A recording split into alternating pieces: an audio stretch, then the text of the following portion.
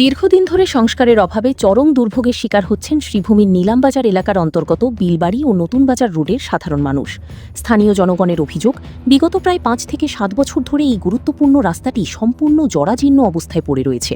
বিশেষ করে দুর্গানগর আশ্রমের সামনের রাস্তাটির অবস্থা এতটাই শোচনীয় যে বর্ষার মৌসুমে এটি ছোটখাটো পুকুরে পরিণত হয়। রাস্তার বিশাল বিশাল গর্তের কারণে প্রতিনিয়ত ঘটছে দুর্ঘটনা। অটো ও মোটরবাইক চালকদের অভিযোগ, এই রাস্তা দিয়ে যাতায়াত করা এখন জীবন চরম ঝুঁকিপূর্ণ হয়ে দাঁড়িয়েছে। স্থানীয় গাড়ি চালক এবং ব্যবসায়ীরা ক্ষোভ প্রকাশ করে জানান, কোনো উপায় না পেয়ে তারা নিজেদের পকেট থেকে চাঁদা তুলে প্রায় ২৭০০ টাকা খরচ করে ইট ও পাথর ফেলে গর্তগুলো সাময়িকভাবে ভরাট করার চেষ্টা করেছেন, কিন্তু জনপ্রতিনিধি ও প্রশাসনের পক্ষ থেকে স্থায়ী কোনো পদক্ষেপ নেওয়া হয়নি।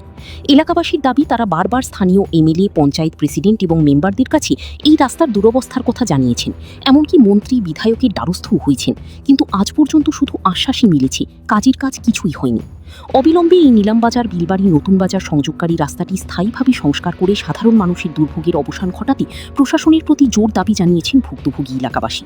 আসাম প্রাইম নেটওয়ার্কের প্রতিবেদন। 7 বছর থেকে রাস্তাটা এরকম বারবার মন্ত্রীর কাছে যাব হয়েছে, সিদ্দিকা মতো যখন এমএলএ আসলাম, 5-7 বছর থেকে আমরা নিজে কাম করি ড্রাইভার বলে চলি যায়। এই রাস্তাটা তো প্রায় 5 বছর বিগত মানে 5-7 বছর থেকে আমরা নিজে কাম করি ড্রাইভার বলে চলি যায়। ইট ফেলাইলে আমরা নিজের ড্রাইভার হলে বা নতুন বাজারের দোকানদার হল তারা মিলিয়ে আমরা এটা জু ফেলাই। ওই তো ইদানিং কাজ করছি 2700 টাকার কাম হনো টাকা তো দুইটা এক গাড়ি ইট ফেলাইছি, ও সামনে জায়গা নবেন্দ্র বাড়ি নিচে। প্রায় 7 বছর থেকে রাস্তাটা এরকম বারবার মন্ত্রীর কাছে যাব হয়েছে, সিদ্দিকা মতো যখন এমএলএ আসলাম।